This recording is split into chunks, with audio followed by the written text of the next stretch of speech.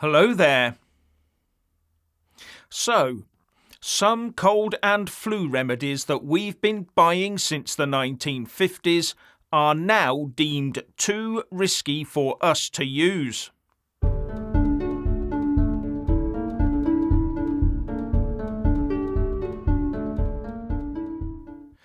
So many well-known flu and cold remedies are being banned from direct sale to the general public over safety fears due to a very rare side effect.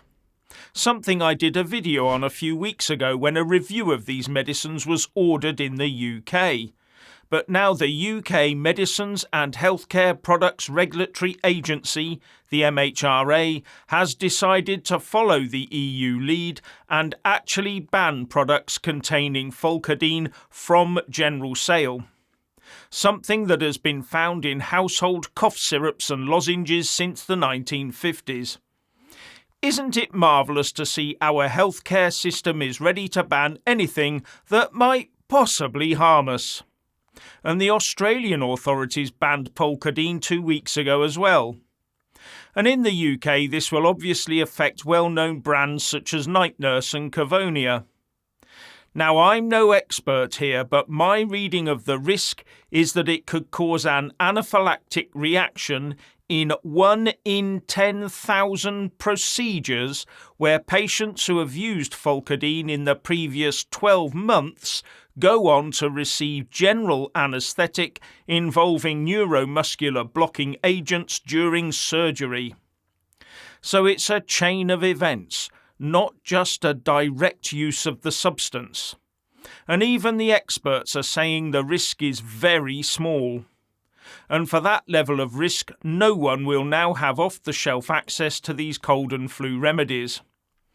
Now, back in 2011, the European Medicines Agency said that it had reviewed Pholcodine and that the agency's Committee for Medicinal Products for Human Use has concluded that the existing evidence of the risk is weak and that the benefits of Pholcodine continue to outweigh its risks. Therefore, it recommended that all marketing authorisations for medicines containing Pholcodine should be maintained throughout the European Union. But it seems there's now been a changing of minds. Now, one outcome from this could be that many more people will be forced to go to their GP to get a prescription drug instead of buying something cheap from the supermarket. And in fact, that prescription could end up being more of an intervention than a mere orally taken substance, if you get my drift. And the BBC is already telling people to go to their local chemist to ask about alternatives. Either that, or Big Pharma will be investing heavily to invent a new, safer substance to replace Pholcodine at a much higher price. Maybe it already has.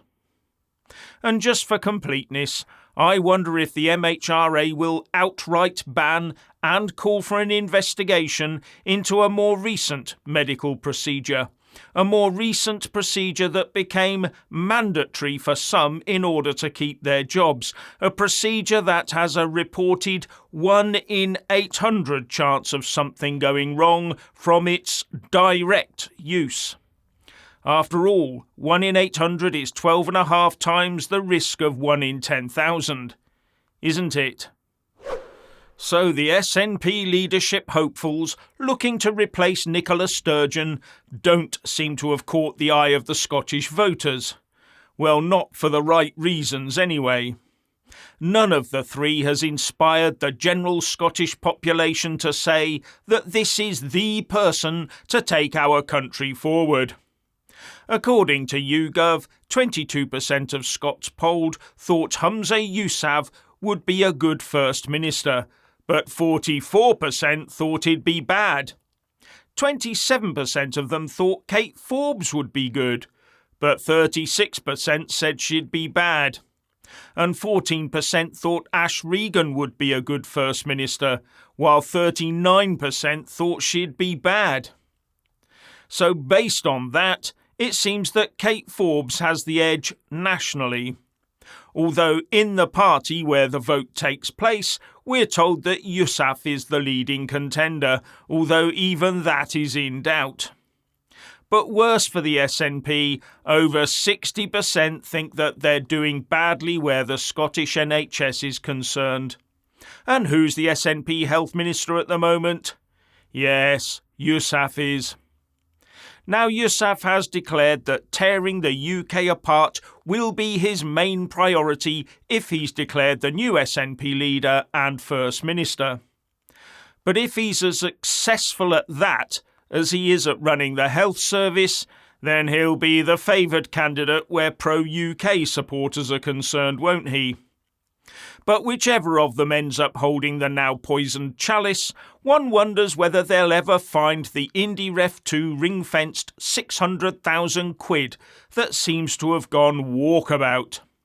And will they be able to break the Sturgeon stranglehold while her other half, Peter Murrell, remains as the party's CEO?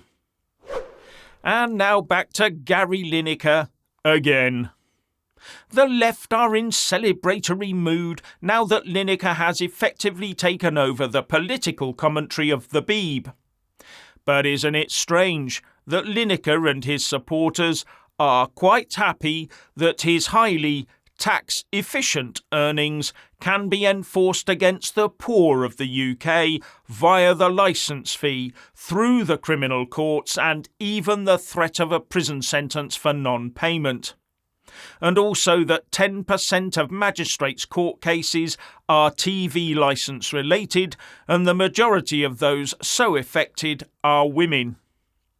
And that doesn't seem to bother Lineker and co unduly at all, unlike their care for anyone who fronts up on our beaches. Now, Gary Lefty Lineker, who wants to save the world's unfortunate with other people's money, has spouted off about the licence fee before, by saying it should be voluntary, but without saying how that could possibly work.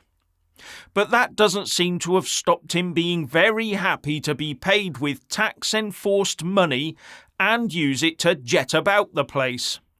Surely the right thing for him to do would be to make the point and leave the BBC. I mean, we wouldn't want people to think he's being hypocritical, would we?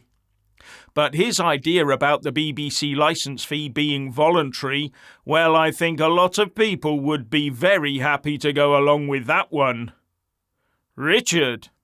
Joe Biden has failed to reassure the markets over the failing banks, and contagion appears to be spreading.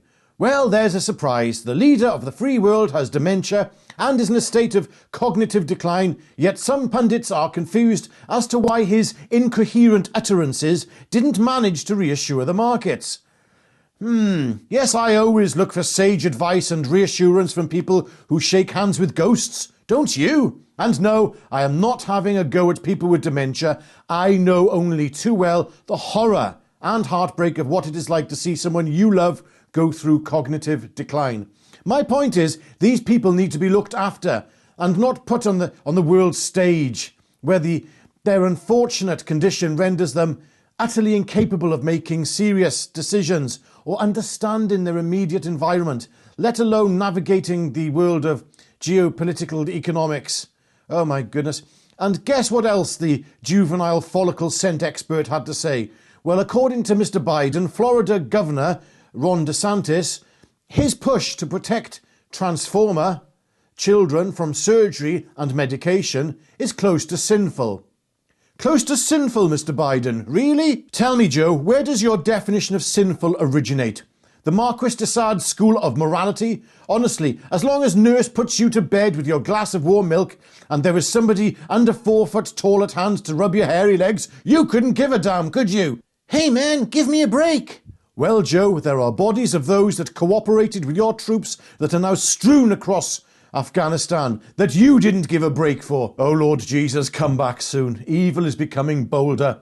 Anyway, what do you think of the professional stair climber in the White House? Leave your thoughts in the comment section below, and we will see you again tomorrow at 5:45 for your daily dose of Jeff and I.